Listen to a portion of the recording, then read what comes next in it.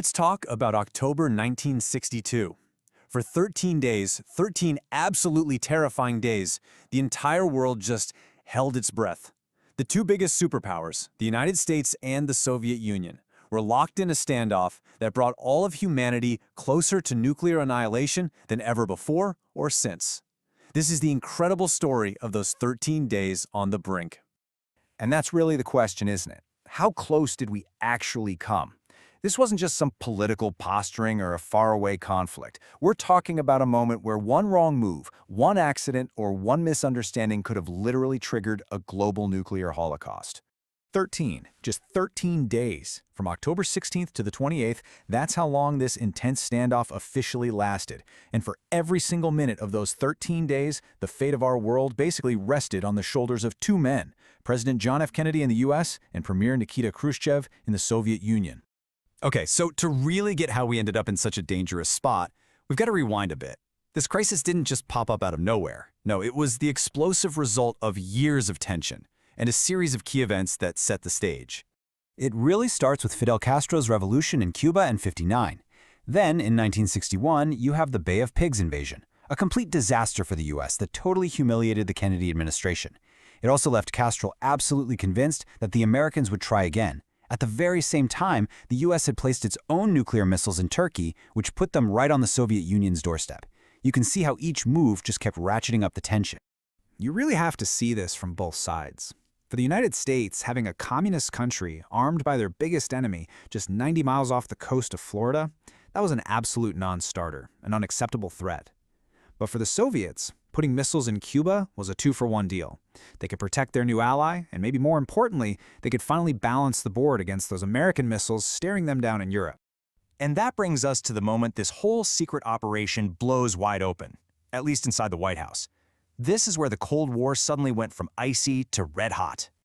Can you just imagine being President Kennedy on the morning of October 16th?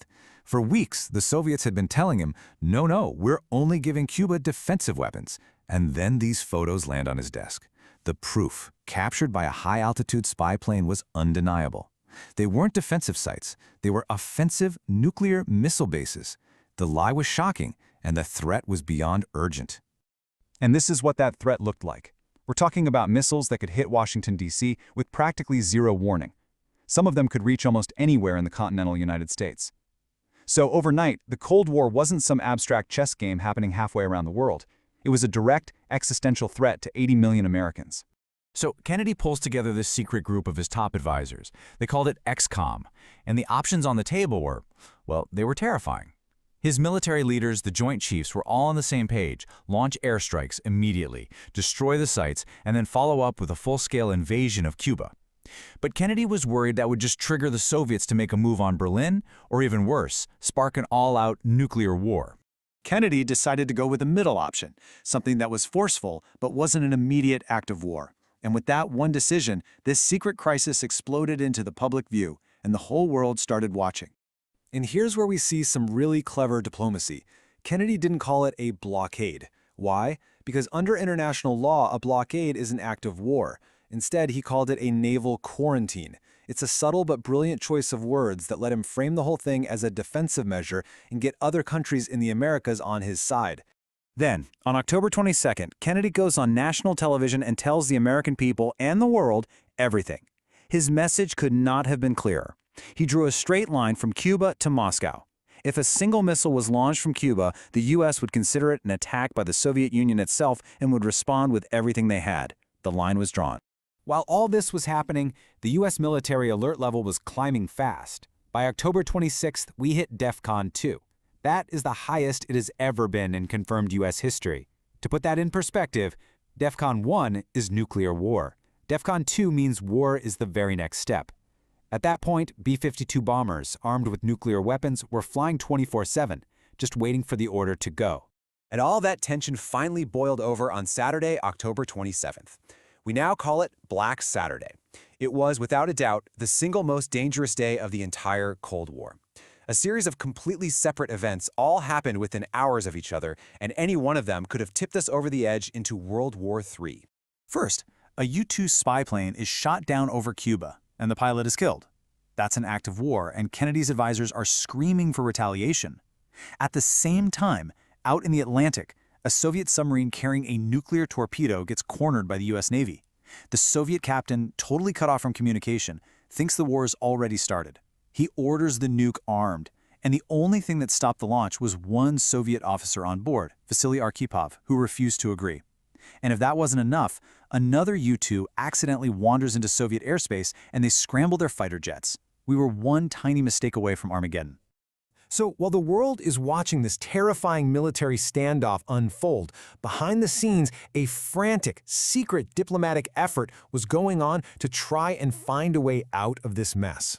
And that's where the crisis was actually solved, not on the high seas, but in quiet, back-channel negotiations. Kennedy suddenly found himself in a really tough spot. He gets two totally different messages from Khrushchev. The first one is private, almost emotional, and it offers to pull the missiles out of Cuba if the U.S. just promises not to invade.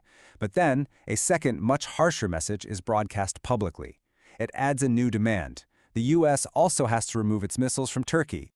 Now, publicly trading away missiles that were protecting a NATO ally, that was just not going to fly for Kennedy politically. The solution was a true piece of diplomatic genius. His brother, Robert Kennedy, met in secret with the Soviet ambassador. And the plan was this: pretend the second public offer never happened. We'll publicly accept your first offer. But then he added the secret deal maker. Those Jupiter missiles in Turkey, which were basically obsolete anyway, would be removed a few months later. It just couldn't be part of the public deal.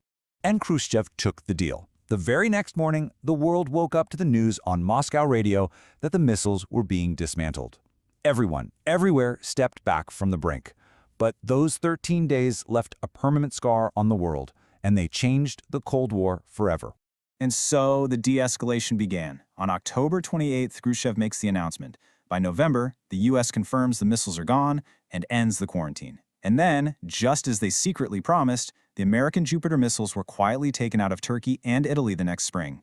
You know, the crisis really scared both superpowers. It scared them so much that they set up a direct hotline, that famous red phone, so they could talk to each other instantly and avoid another miscommunication. It also led directly to the nuclear test ban treaty. For Khrushchev, though, the whole thing was seen as a retreat back home, and it actually helped lead to him being kicked out of power. But the biggest lesson for everyone was just how terrifyingly easy it was to stumble into a nuclear war. And that really leaves us with a huge question for today. The crisis showed us just how vital direct communication is, how important it is to always leave your opponent an escape route, and how dangerous miscalculation can be. In a world that's still full of its own global tensions, maybe the most important lesson from those 13 days is one we're still trying to learn.